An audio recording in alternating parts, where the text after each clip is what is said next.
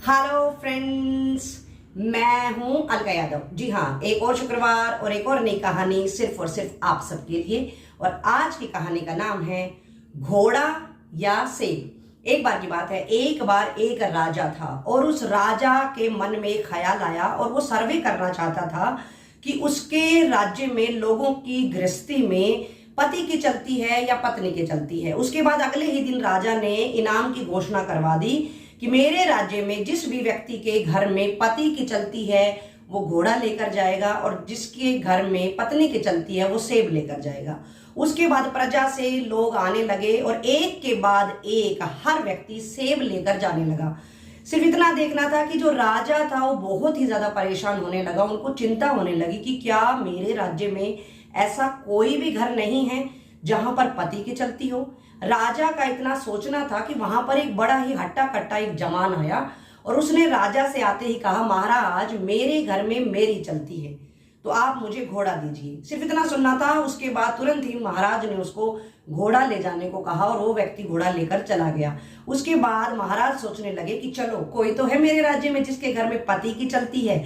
और वो मन ही मन बड़ा खुश हो ही रहे थे कि कुछ ही समय के बाद वही हट्टा कट्टा व्यक्ति वापस लौट कर आया और उसने महाराज के पूछने पर बताया कि महाराज मैं घर घोड़ा लेकर गया तो मेरी पत्नी ने कहा कि तुम काला घोड़ा लेकर आ गए हो और काला रंग अशुभ होता है, इसलिए तुम सफेद रंग का घोड़ा लेकर आओ।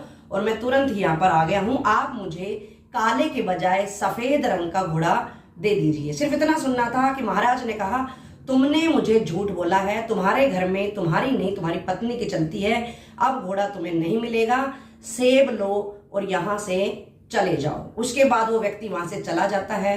धीरे धीरे इसी तरह से दिन बीता और धीरे धीरे रात हो चुकी होती है। महाराज भी अपने महल में विश्राम कर रहे होते हैं कि अचानक ही उनको पता चलता है कि महामंत्री उनसे आधी रात में ही मिलना चाहते हैं। महाराज उनको आज्ञा देते हैं और महामंत्री उनसे मिलने के लिए वहां पर आते हैं। तो महाराज के पूछने पर महामंत्री जी कहते हैं कि महाराज मैं एक प्रश्न आपसे पूछना चाहता था, इसलिए मैं इस समय आपके पास यहाँ पर आया हूँ। महाराज ने कहा कि बताओ क्या पूछना चाहते थे। तो महामंत्री ने कहा कि आप सेब और घोड़ा, आपने ये दो ही चीज क्यों रखी? आपको या तो अनाज और सोना रखना चाहिए था ताकि लोग लेकर जाते तो उनकी जीविका में भी मदद हो जाती, कई महीनों तक उनके घर में भी राशन वगैरह आ सकता था। सिर्फ इतना सुनना था कि महाराज ने कहा, महामंत्री मैं भी यही रखना चाहता था, लेकिन जैसे ही मैंने महारानी से बताया तो महारानी ने कहा नहीं नहीं, घोड़ा और सेब ठीक रहेगा, इसलिए मैंने इनाम के रूप में घोड़ा और सेब रख लिया। सिर्फ इतना सुनना था कि महामंत्री मुस्कुराने लगे और उन्होंने कहा, महाराज आप सेब काट कर खाएंगे या मैं खिलाऊं? इसके बाद महाराज मुस्कुराने लगे और उनको भी समझ आ चुका था कि वो क्या कह चुके हैं। इसके बाद महाराज ने महामंत्री से प्रश्न किया कि तुम मुझे ये प्रश्न कल सुबह दरबार में भी पूछ सकते थे, इस समय क्यों आए? मैं इसका कारण जानना चाहता हूं। तो महामंत्री ने बताया, महाराज बिल्कुल सही कह रहे हैं आप, मैं भी कल दरबार में ही आपसे पूछना चाहता था, लेकिन मेरी पत्नी ने कहा कि अभी जाओ और अभी पूछ कर आओ कि ऐसा उन्होंने क्यों किया है, ताकि हमें सच्ची बात का पता चल सके।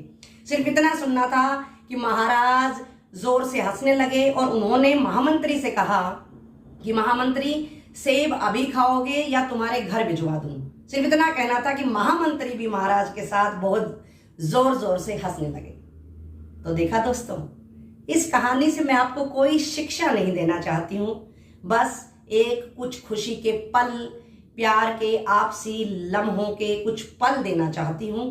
और मैं आपसे एक प्रश्न करना चाहती हूं और आप उस प्रश्न का उत्तर जरूर कमेंट बॉक्स में लिखिएगा और आप मुझे बताइएगा कि आप क्या लेना चाहेंगे, घोड़ा या सेब। फिर मिलेंगे दोस्तों, नमस्कार।